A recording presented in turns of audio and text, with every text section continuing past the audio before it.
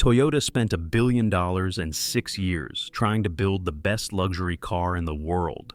They launched it in 1989 at $35,000, exactly half the price of the Mercedes it was designed to humiliate. The Mercedes it was designed to humiliate had taken 6 years and the full weight of the world's most respected automotive engineering tradition to build.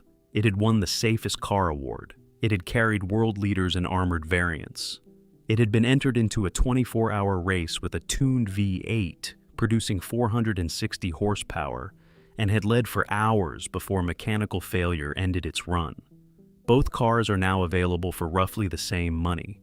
Both will run to 300,000 miles with proper care. Both represent an engineering standard that no car at any comparable price point can match today. Same era, same segment, same question. What does a luxury car actually owe the person sitting in it? Japan answered, proof. Germany answered, permanence. And both answers produce something extraordinary. So, which one is actually the better cheap luxury car?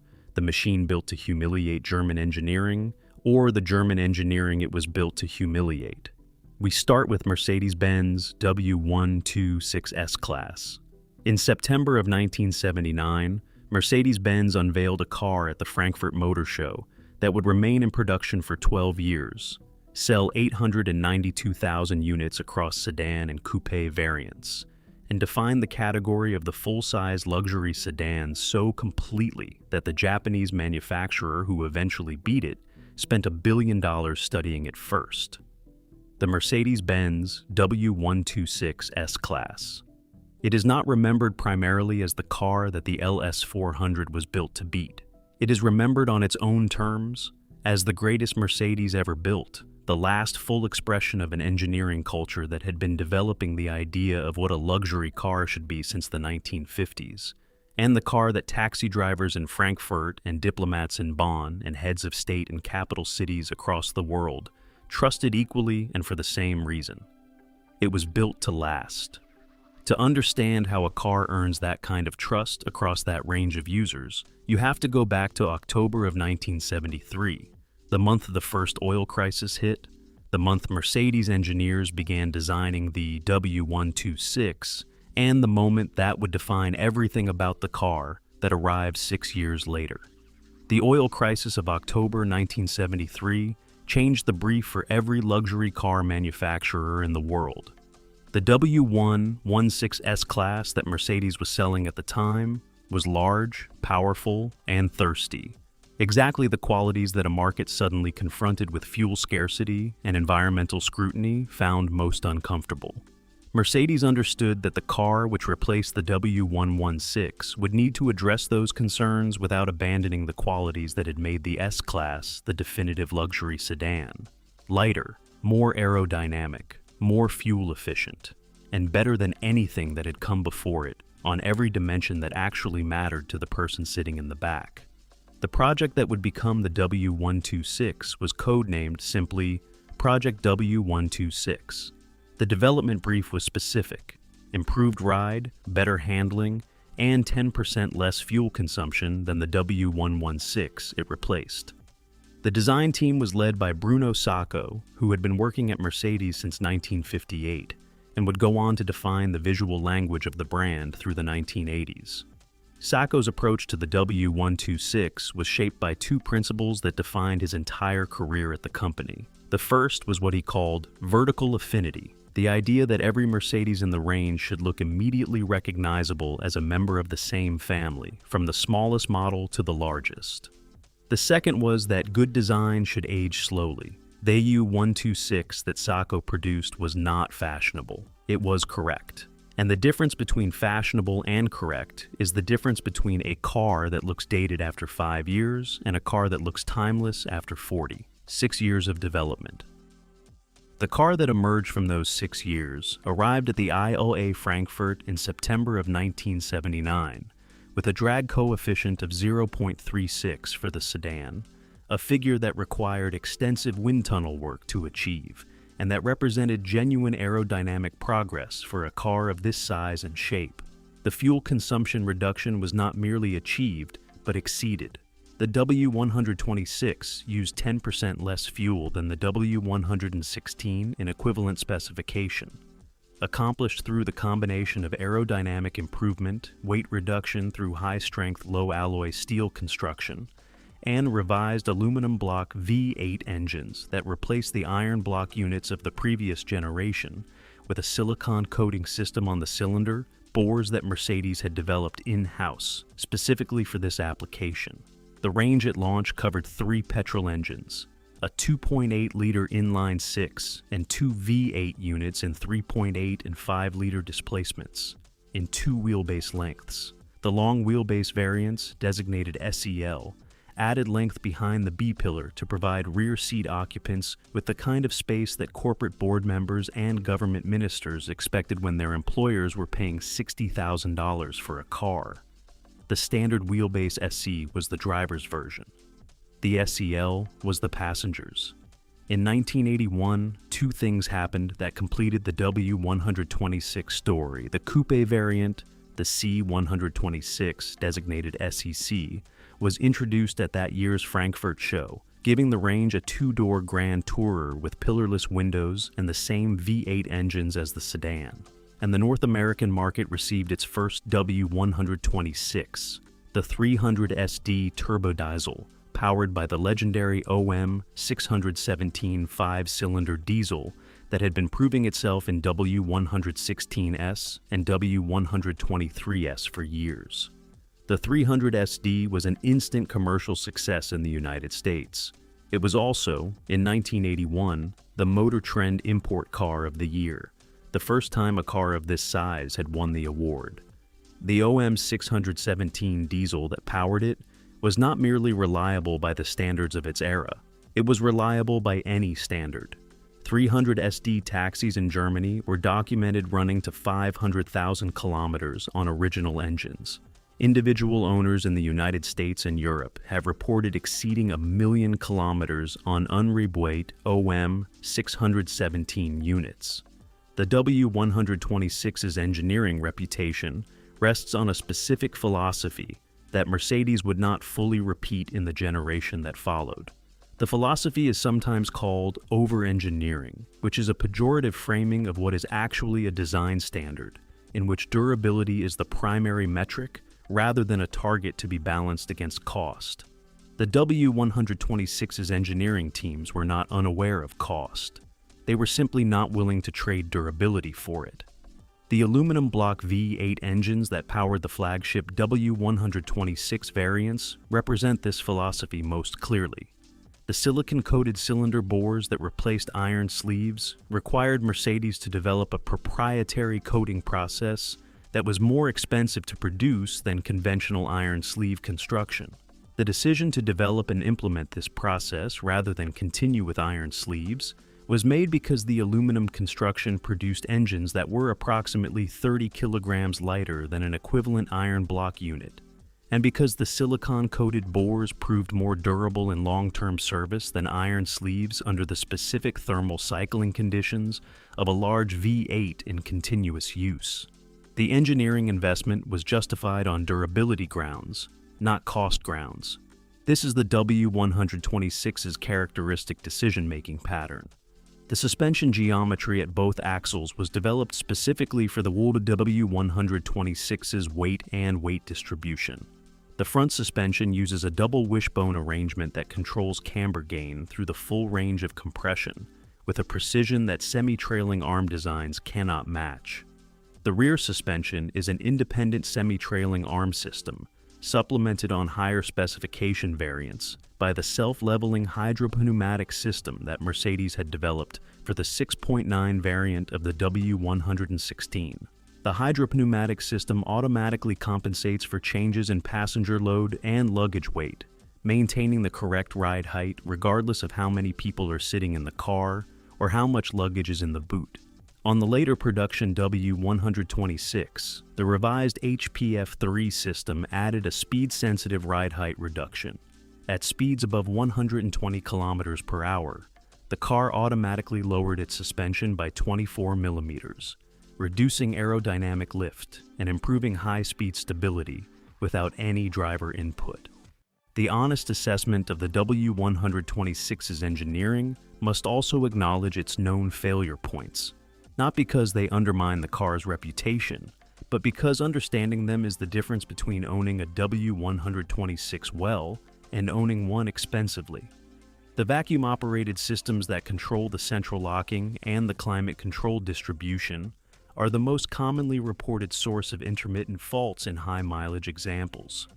The climate control actuators and their vacuum pods deteriorate with age, and the symptom, air that refuses to come from the correct vents or that does not respond to temperature adjustments, can be expensive to resolve correctly if the system has been long neglected. The timing chain on early 3.8-liter V8 variants is a known maintenance item, a single-row design that was prone to stretching and required careful monitoring. The later 4.2, 5-liter, and 5.6-liter engines used more robust timing arrangements and are generally considered more predictable in high-mileage service. None of these are reasons not to own a W126. They are reasons to own the right W126, a post-facelift example, preferably a 500 SEL or 560 SEL from the final production years, with a documented service history and a mechanic familiar with the car's specific requirements. The Haggerty Buyer's Guide, the most authoritative reference available for prospective purchasers, emphasizes this point with clarity. A well-sorted W126 is not an expensive car to operate. The sorting is the work. Once done, the ownership experience reflects the engineering culture that produced the car. The safety systems that the W126 pioneered are its most durable legacy in the industry. In December of 1980, the first W126 S-Class models were delivered with a driver's airbag. The first combination of a driver's airbag and a seatbelt pre-tensioner offered as an integrated supplemental restraint system in a series production car. The airbag was developed jointly with Bosch over 15 years of research and testing that Mercedes had begun in 1966. The seatbelt pre-tensioner, which fires a small pyrotechnic charge to pull the belt tight against the occupant's body in the first milliseconds of an impact, was introduced alongside the airbag, because Mercedes' own research had established that the airbag's effectiveness was significantly reduced when the occupant was not already restrained by the belt. The two systems were designed to work together, not independently. In September of 1987, Mercedes introduced the front passenger airbag in the W126 at the Frankfurt Motor Show, the first front passenger airbag in a series production car. By the time the W126 went out of production in 1991, the integrated SRS system was standard equipment across the range. The consequence of these innovations was concrete and documented. The United States Highway Loss Data Institute awarded the W126 its designation of Safest Passenger Car of the Year in 1988 and again in 1989. These awards were not based on crash test performance. They were based on actual insurance claim data from accidents involving W126 models in the American market, compared against all other passenger cars of comparable size.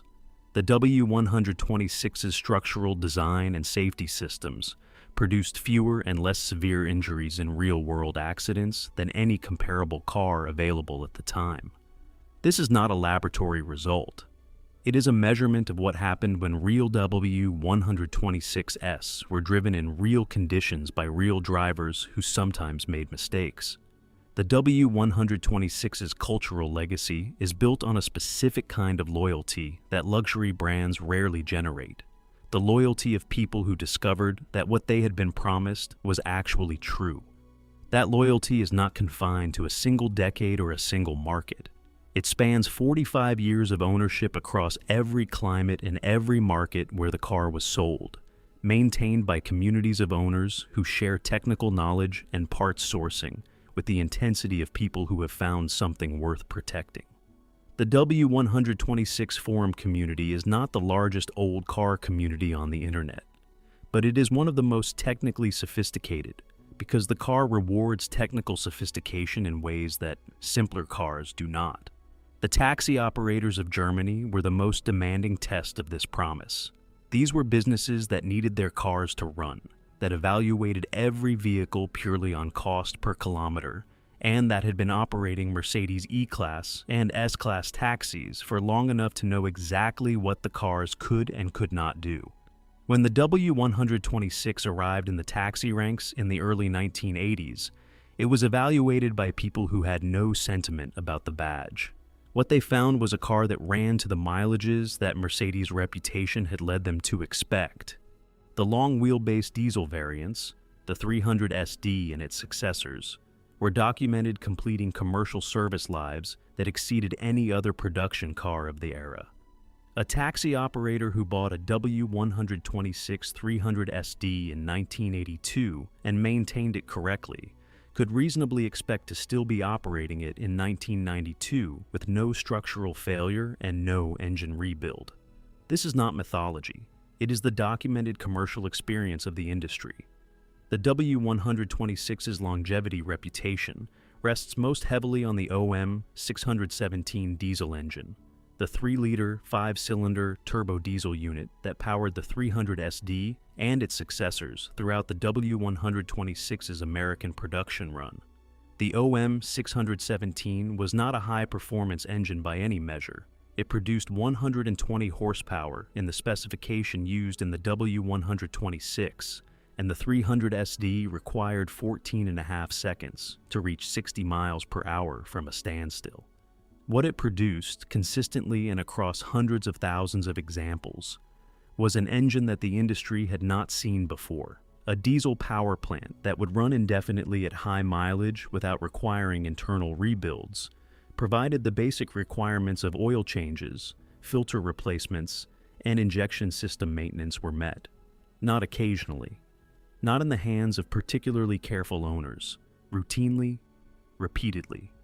As a commercial expectation that taxi operators built into their business models, CarBuzz, reviewing the most reliable classic Mercedes-Benz models, documented examples of W126 six-cylinder diesel variants exceeding 1 million kilometers.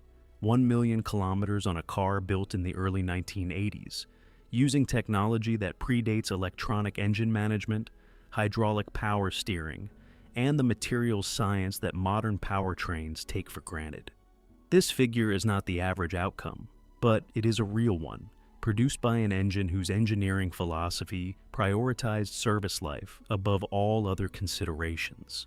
Among the less visible expressions of the W126's engineering standard is its production for heads of state. Mercedes built specially armored variants of the W126, designated Guard, for the protection of government leaders and senior officials across the world. The Guard specification included stretched wheelbase, bulletproof glass capable of withstanding small arms fire, armored body panels, and self-sealing fuel tanks. These vehicles were built at the Mercedes factory in Sindelfingen to order for individual governments. The National Security Service of Bulgaria ordered an armored 500 SEL directly from Mercedes in 1983. The vehicle remained in Bulgarian government service until 2019. 36 years of active duty and government protection work, a service life that reflects both the specific durability of the armored construction and the base engineering of the W126 that housed it. The Guard variants are not famous in the way that the LS400 champagne glasses commercial is famous, but they represent something the champagne glasses commercial does not. The decision, made by people whose lives depended on the choice, that the W126 was the car they trusted most. There is one more W126 story that belongs in this section, and it involves AMG in a way that captures the full range of what this car was capable of. In 1989, the same year the LS400 arrived in American showrooms and began systematically dismantling the Germans' price premium, AMG entered 2 modified 500 SEC coupes in the 24-hour race at Spa-Francorchamps in Belgium. The 500 SEC was the heaviest and most luxurious two-door car in production. Its road specification weighed 1,660 kilograms, and was equipped with a 4-speed automatic transmission. AMG reduced the weight to 1,340 kilograms for Group A homologation, raised the V8 output from 245 horsepower to 460 horsepower in race trim, and replaced the automatic with a 5-speed manual gearbox. The two cars arrived at Spa-Francorchamps and set competitive practice times that surprised the other competitors. During the race, Klaus Ludwig's car, carrying start number 5, led for significant portions of the opening hours. Both cars ultimately failed to finish. Gearbox failure ended one car's run approximately 12 hours into the race, and rear axle failure retired the second car earlier. AMG subsequently decided to focus exclusively on the DTM Touring Car Championship with the 190E, and the 500 SEC race program was shelved. They did not win, but a company had taken the car that transported heads of state on their official engagements, rebuilt it with 460 horsepower, and gone to a 24-hour race with it. And for the hours it ran, it was competitive. That is, the W126's range. The W126 received its mid-cycle revision in 1985 for the 1986 model year. The external changes were conservative in the way that Sacco's design philosophy always produced: smoother bumpers, revised alloy wheels, updated lighting that brought the front end more cohesively into line with the body's aerodynamic intent. The mechanical changes were more significant. New 6-cylinder petrol engines with 3-liter displacement replaced the 2.8. New V80S in 4.2 and 5.6 liters replaced the 3.8 and 5-liter units.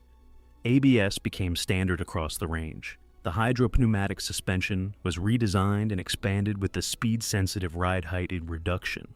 The result was a car that was aerodynamically cleaner, mechanically more capable, and dynamically more sophisticated than the original, while remaining recognizably the same car that Bruno Sacco had designed a decade earlier.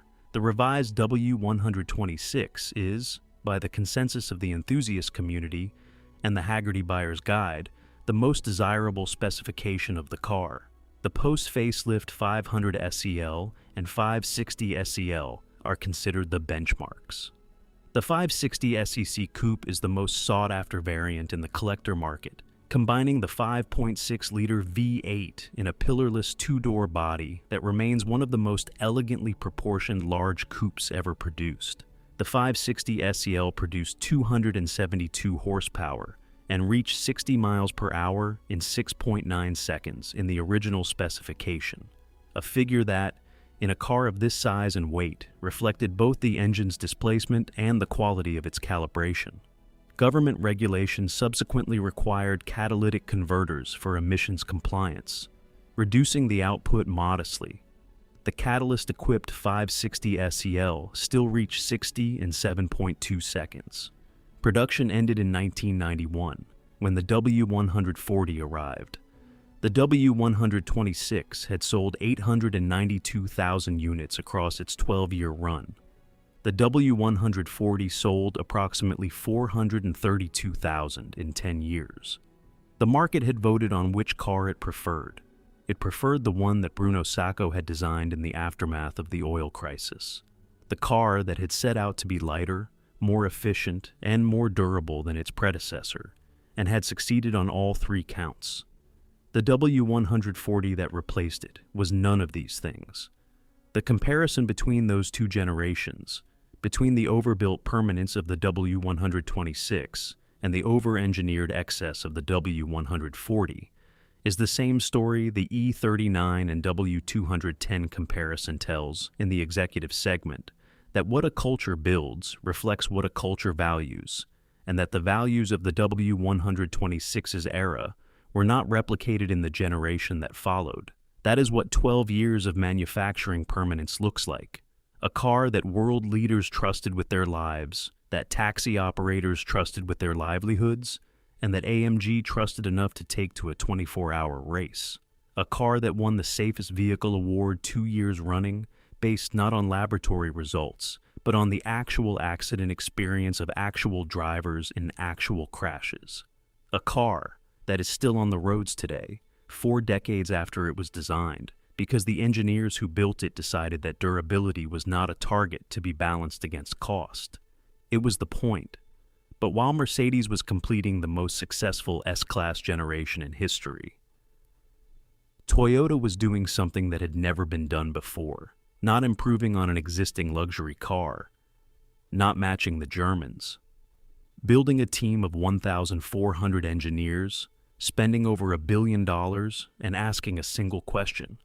What would happen if a Japanese manufacturer built a luxury car with no budget ceiling and no compromises, not to compete with the best German car, but to prove that the very idea of paying twice as much for a German badge was a mistake? The answer left $35,000 price tags on the cars and launched them at a press event held in Germany, on the Autobahn, in the rival's backyard.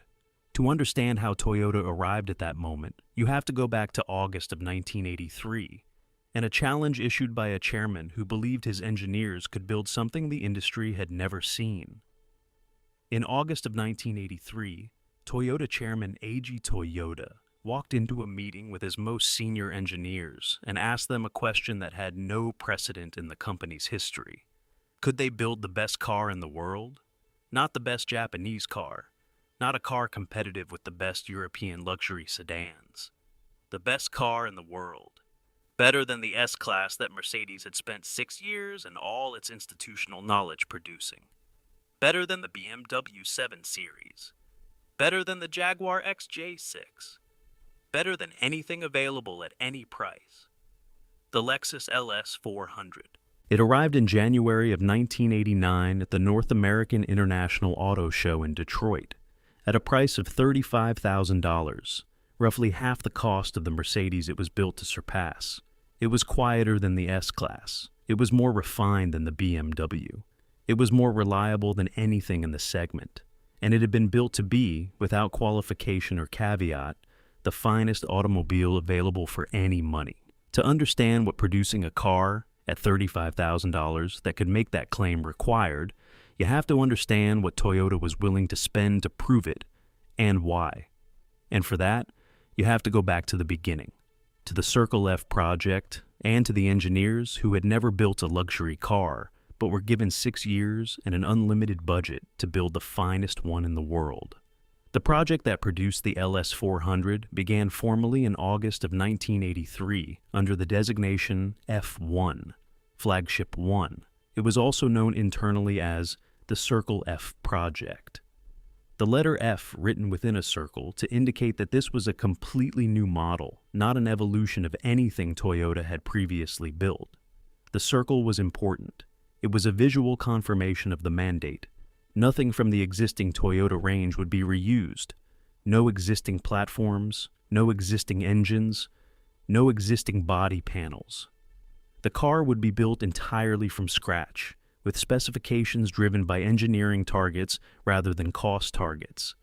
Eiji Toyoda's challenge was given operational form by Chief Engineer Airo Suzuki, who organized the development effort into 24 distinct engineering teams comprising 1,400 engineers and 2,300 technicians, supported by 60 designers and more than 200 additional staff. Over the development period, these teams built approximately 450 running prototypes, a number that reflects both the complexity of the engineering challenges and the commitment to validating every decision through physical testing rather than computer simulation alone. The development cost exceeded $1 billion. This figure has been confirmed by multiple independent sources and by Toyota's own historical documentation. It is useful to understand what $1 billion represented in the context of the 1980s automotive industry. The LS400's engine alone, the 1UZ-FE, a 4-liter all-aluminum 32-valve V8 designed from the ground up for this application, consumed approximately $400 million in development. The remaining $600 million covered the body structure, the suspension, the interior development, the acoustic engineering, the aerodynamic program, and the tooling required to produce the car at the volume Toyota needed to justify the investment.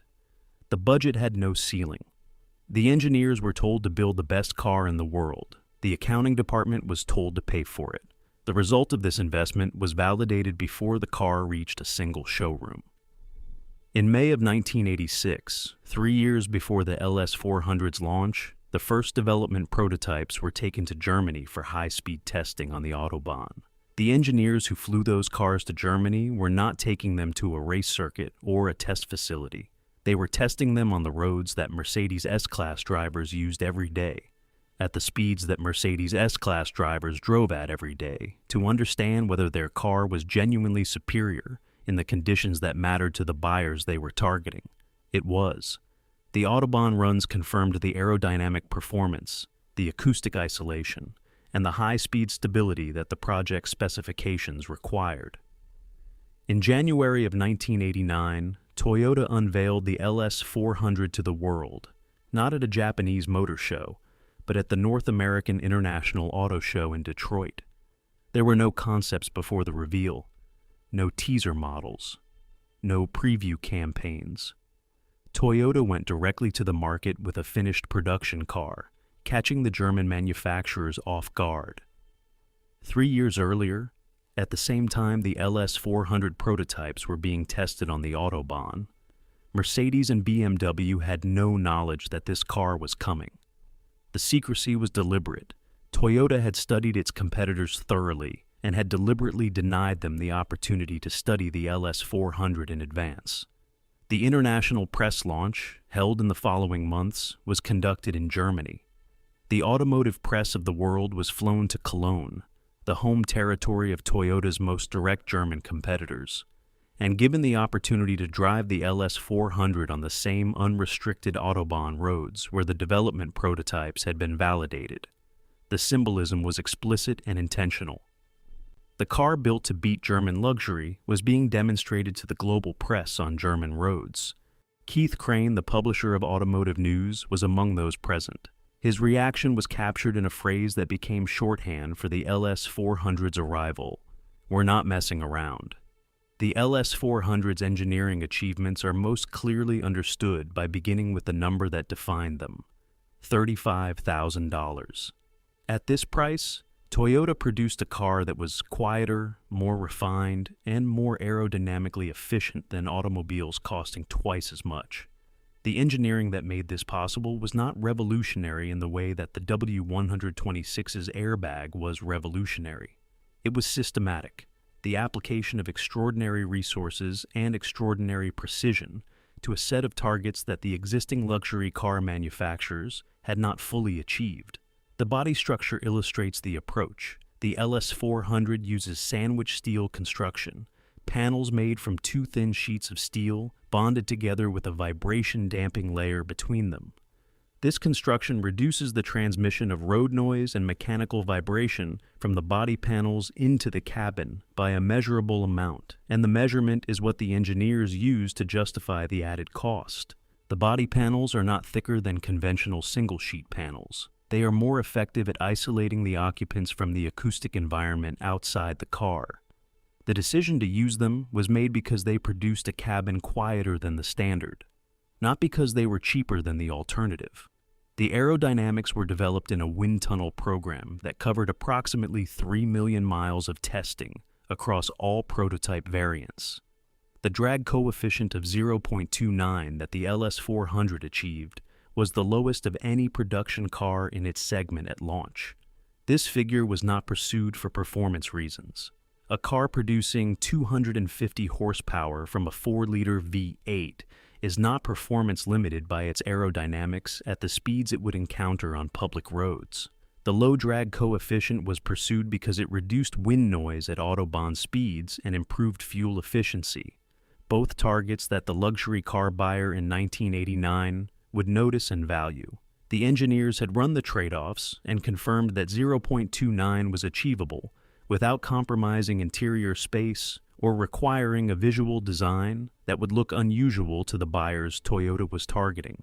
The 1UZ-FE engine that powered the LS400 is the mechanical foundation of its reputation for reliability. It is a 4-liter, 32-valve, double-overhead camshaft V8 built entirely from aluminum, block and heads, producing 250 horsepower in the version sold in most markets, and 260 horsepower in the Japanese market Celsior version. The engine's architecture was designed with long service durability as the primary criterion. The internal tolerances are exceptionally tight. The oil passages are oversized relative to the minimum required for lubrication, providing a margin against partial blockage.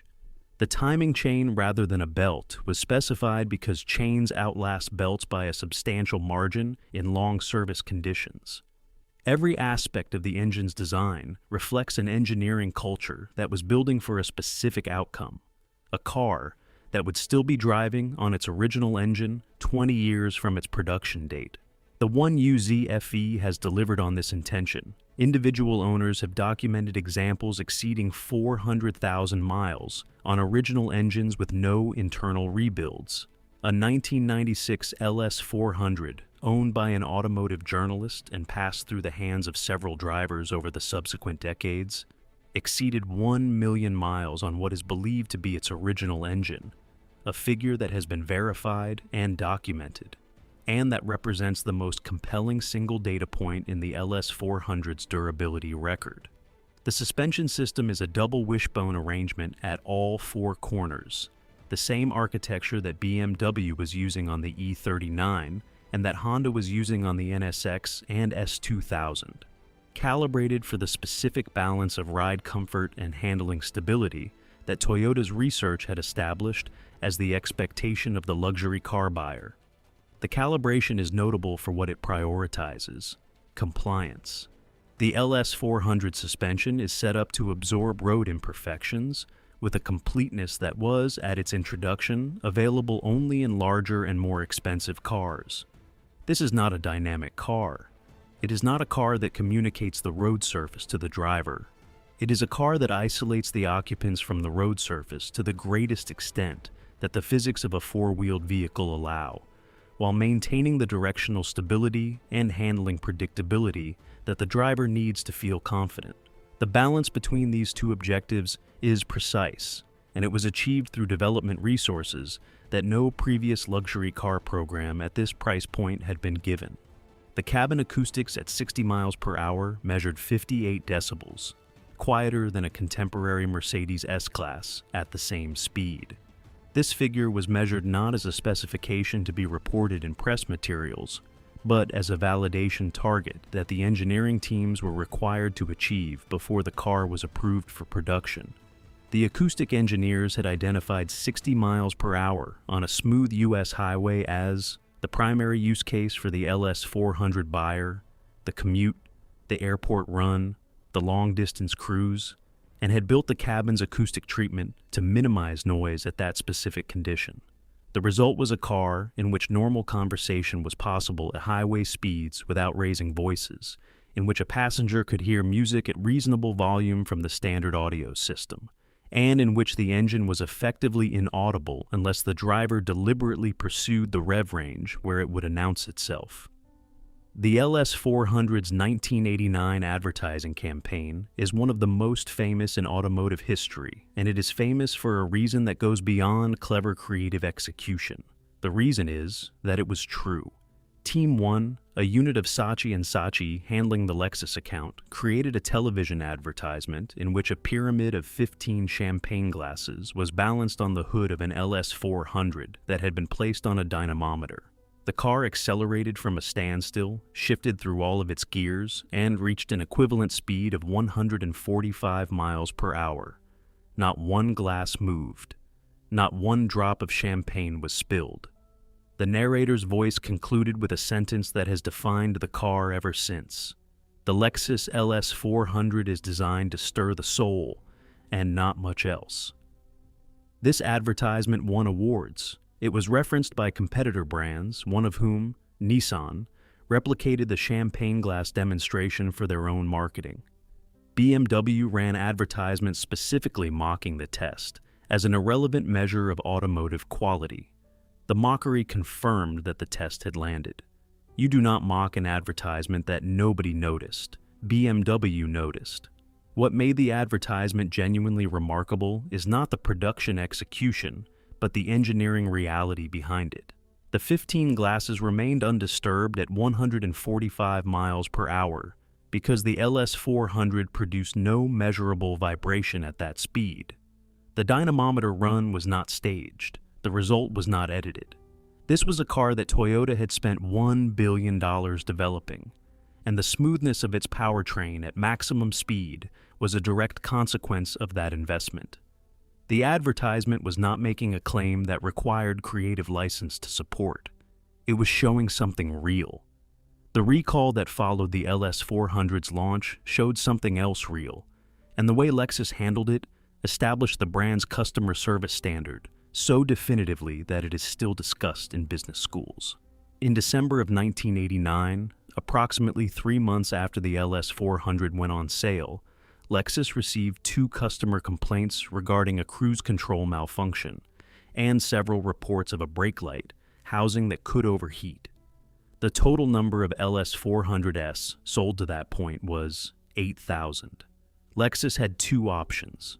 They could wait for more complaints to accumulate and address the issue through normal service channels, or they could recall every car they had sold and fix every one of them proactively, regardless of whether the individual owner had noticed the problem. Lexus recalled all 8,000 cars. The recall operation ran for 20 days. Every owner received a personal telephone call from their Lexus dealer. The dealer came to the owner's home, collected the car, left a loaner at no charge, performed the repairs, and returned the car washed, detailed, with a full tank of fuel, and with a gift on the driver's seat as a gesture of thanks for the owner's patience. In cases where the owner's nearest dealer was impractically distant, Lexus flew technicians and rented garage space in the owner's location. A customer who had purchased the car in the continental United States and lived in Anchorage, Alaska, had a Lexus technician flown from Los Angeles to perform the repair rather than asking the owner to bring the car to a distant dealer. The cost of this operation was significant. The commercial outcome was larger. The automotive press covered the recall not as a crisis, but as a case study in customer service.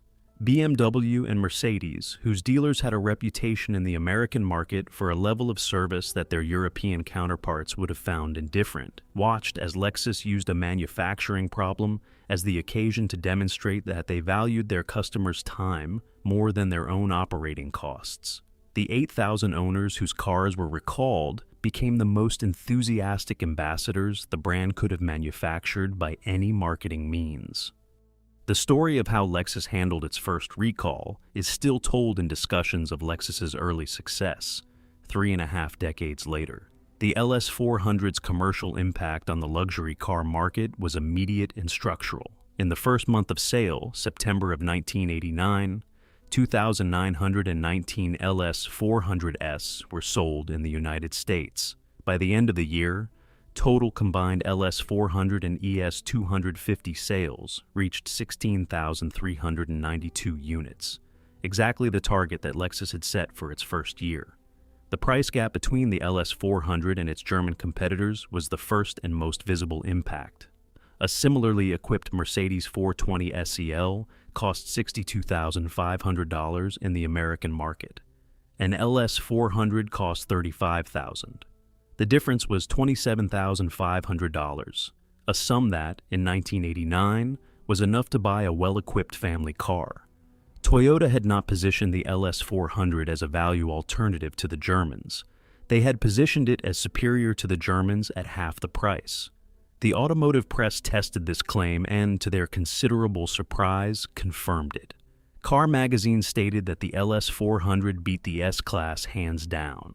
Motor Week, in one of the most frequently quoted reviews of the period, said they had rarely had to work this hard to find faults with a particular automobile.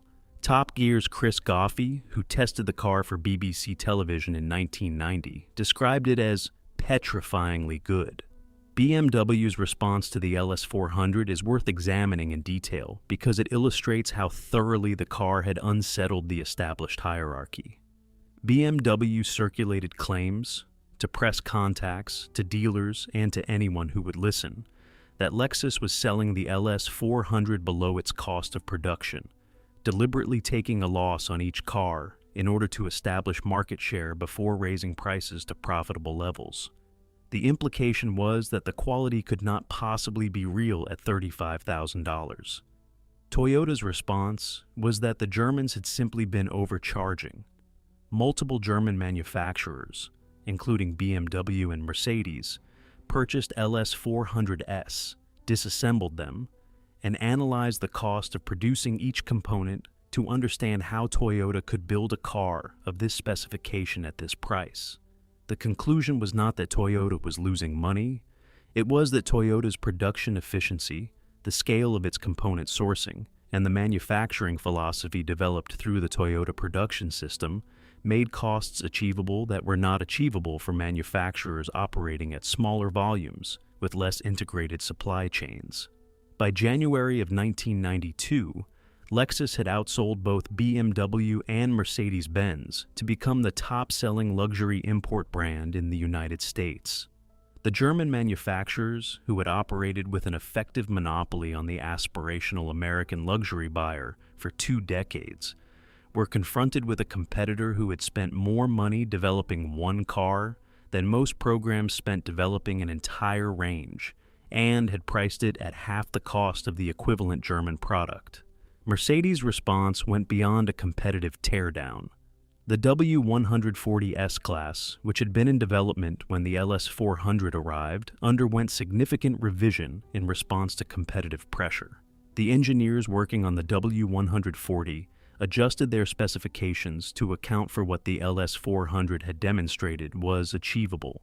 The result was a W140 that arrived larger, more complex, and more expensive than its original brief had specified, and whose development overrun contributed to the departure of Mercedes' chief engineer following the W140's launch.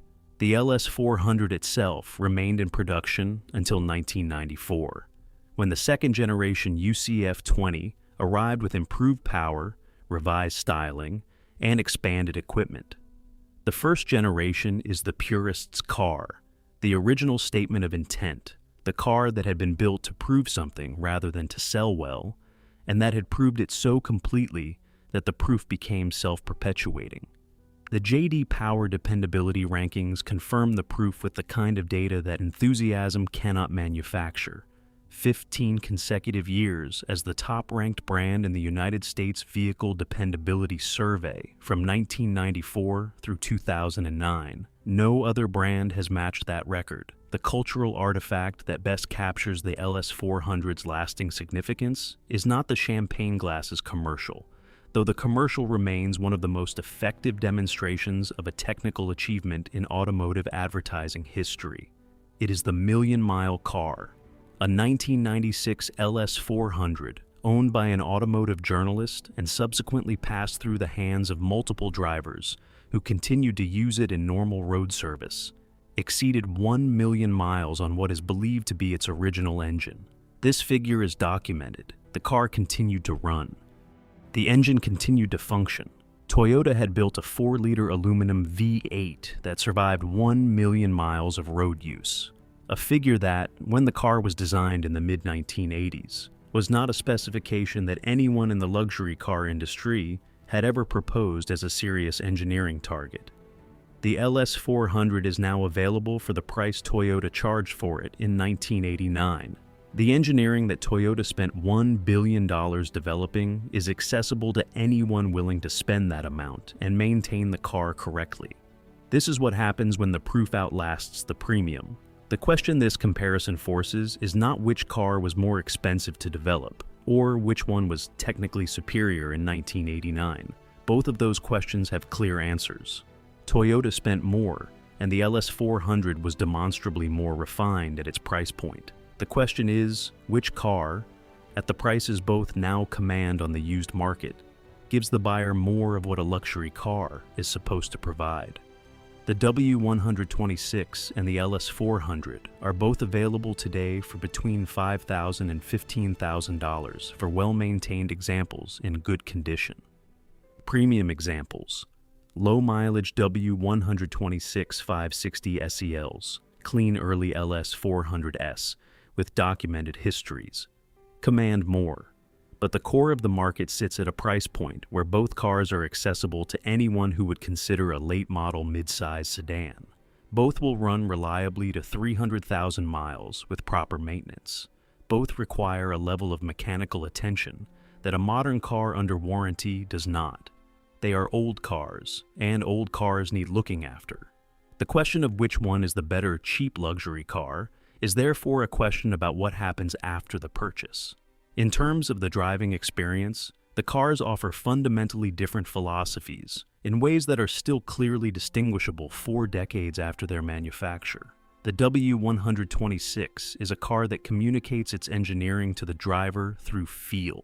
The suspension absorbs imperfections with a weight and a completeness that comes from mechanical mass rather than electronic management. The steering has a directness and a sense of the road beneath it that modern power-assisted systems do not reproduce. The V8 engines, particularly the 5-liter and 5.6-liter units, are not powerful by contemporary standards, but are smooth in a way that reflects the silicon-coated aluminum bore construction and the decades of refinement that preceded this engine family. Driving a well-maintained W126 on a country road is an experience of mechanical solidarity, the feeling that the car is made of things that will not easily wear out, assembled by people who understood that the person driving it would be driving it for a very long time. The LS400 offers something more complete and less communicative. The isolation from road noise and vibration is more thorough. The powertrain is smoother. The cabin is quieter. The ride is more composed over the kind of broken urban surfaces that luxury car buyers encounter every day. Where the W126 tells the driver about the road, the LS400 removes the road from the equation. This is not a criticism. It is the car's design intent, and it executes it more completely than any competitor available at any price at the time of its launch. In terms of reliability, the comparison is close enough that both cars can be described as exceptional for their era and for their price point today. The LS400's 1UZ-FE engine is documented to higher mileages than any comparable European luxury engine from the same period, a direct consequence of the engineering investment that Toyota made in ensuring the engine would survive commercial service lives that no luxury car had been designed to withstand. The W126's OM 617 diesel has documented examples exceeding 1 million kilometers. Both gasoline W126 variants and LS400 variants have documented examples exceeding 300,000 miles in road use. These figures exist at the tail of the distribution. They are not typical outcomes, but they are real ones, and they reflect the engineering culture that produced both cars. In terms of maintenance cost, the LS400 has a structural advantage that the used car buyer needs to understand. The 1UZ-FE engine is simple in ways that the W126's mechanically injected petrol V80S and vacuum-operated ancillary systems are not. Parts are available through the Toyota supply chain at virtually any Toyota dealer worldwide. The LS400's electrical system, while complex by the standards of 1989, has aged in ways that are relatively predictable and relatively manageable. The car does not have the W126's vacuum-operated door lock and climate control systems, the most commonly cited source of intermittent electrical problems on high-mileage W126 examples. And the cost of a routine service at an independent Toyota specialist is, in most markets, lower than the equivalent cost at a specialist Mercedes mechanic. The W126 is not expensive to own if maintained correctly and preventively. The Haggerty Buyer's Guide, the most authoritative reference available for prospective W126 purchasers, emphasizes that a well-sorted W126 will not generate unexpected bills. The emphasis on well-sorted reflects the W126's specific ownership reality. A car that has been poorly maintained or that has deferred maintenance accumulating on its vacuum systems, its climate control, or its timing chain can require a meaningful initial investment to bring back to specification. That investment is not disproportionate to the car's value, But it is a reality that distinguishes the W126's ownership experience from the LS400 OS, where the baseline specification tends to remain closer to original condition with age. The most honest framing of the comparison is this: the LS400 is the better car to own. It is more reliable, less expensive to maintain, and more immediately rewarding for a buyer who wants the luxury car experience without the obligation to learn the car's specific maintenance requirements. The W126 is the better car to have owned, to have lived with for 20 years, to have understood in the way that complex, rewarding objects reveal themselves over time, to have driven on roads that asked something of its engineering and received the answer that the engineers intended. This distinction is not merely sentimental, it is a measurable difference in the nature of the ownership experience. The LS400 provides its rewards consistently, from the first day of ownership to anyone who gets in and drives it. The W126 provides deeper rewards to the owner who invests the time to understand it. To know which variant of which engine and which production year represents the sweet spot, to know which maintenance items are critical and which can be deferred, to know the specific roads on which the W126's suspension calibration and steering feel reveal what the engineers actually achieved. The W126 is a car that rewards engagement. The LS400 is a car that rewards the decision to buy it. Both rewards are real. Both represent value that the current luxury car market cannot provide at any comparable price. The question of which one is better is ultimately the question of which kind of reward the buyer is seeking. And the beautiful thing about both cars being available at these prices is that the answer to that question costs almost nothing to act on. The W126 will tell you where you are. The LS400 will remove the question entirely. Both are correct. The only wrong answer is to drive neither one.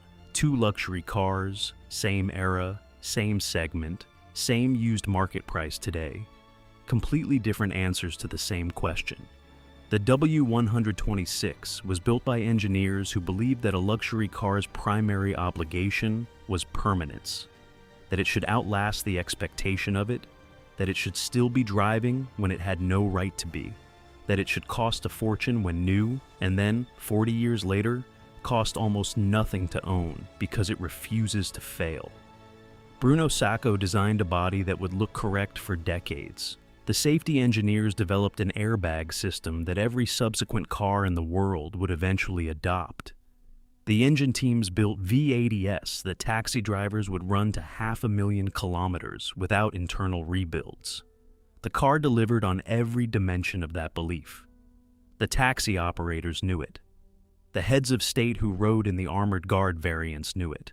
The buyers who purchased W126 S in the early 1980s and are still driving them today know it. The LS400 was built by engineers who believed that a luxury car's primary obligation was proof, that it should demonstrate without qualification that quality and price were not the same thing, that the best engineering was not necessarily the most expensive, and that a Japanese manufacturer with sufficient resources and sufficient ambition could build something the established luxury brands could not match or replicate.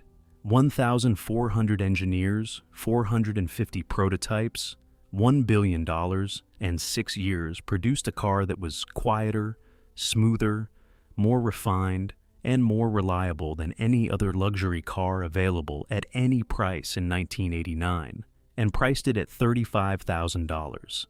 The car delivered on every dimension of that belief. The J.D. Power rankings confirmed it for 15 consecutive years.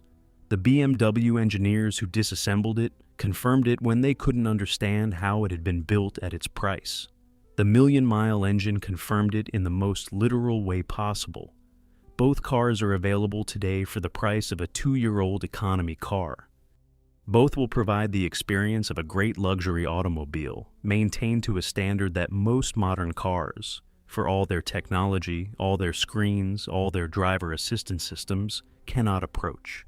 Both require commitment from their owners, the commitment to maintain an old car correctly, to understand its specific requirements, and to invest the time and the occasional expense that old cars demand. Both reward that commitment with something that cannot be manufactured with newer components or more recent engineering. Consider what these prices represent. The W126 560 SEL retailed for more than $60,000 in the American market in its final production years. The LS400 retailed for $35,000 at launch, and considerably more by the time the currency adjustments and tariff changes of the early 1990s had worked through the price structure. Both cars are now available for $5,000 to $15,000 to buyers who understand what they are looking at. The engineering that produced these cars has not depreciated in the way that their prices have. The 1UZ-FE engine that survived 1 million miles has not become less capable of doing so because 30 years have passed. The W126's suspension geometry, developed through 6 years of specific engineering work for this specific car, has not lost its calibration because it is now considered a classic rather than a current model. The cars are the same cars they were when new. They cost almost nothing. This is one of the stranger gifts that automotive history occasionally provides.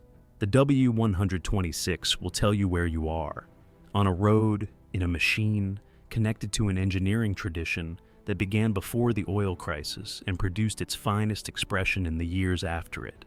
The LS400 will remove the question entirely, will isolate you from the road so completely that the miles pass in a silence that Toyota's engineers measured to within a fraction of a decibel and confirmed was quieter than anything the Germans had achieved. Both are the right answer. The only wrong answer is to drive neither one. Now, click on this next video if you want to see what happens when the same argument, blank check engineering versus accounting department engineering, plays out inside one country between two rivals who were both supposed to be building the finest executive car in the world. The BMW E39 versus the Mercedes W210. One built a legend, the other built rust. It is right there on your screen.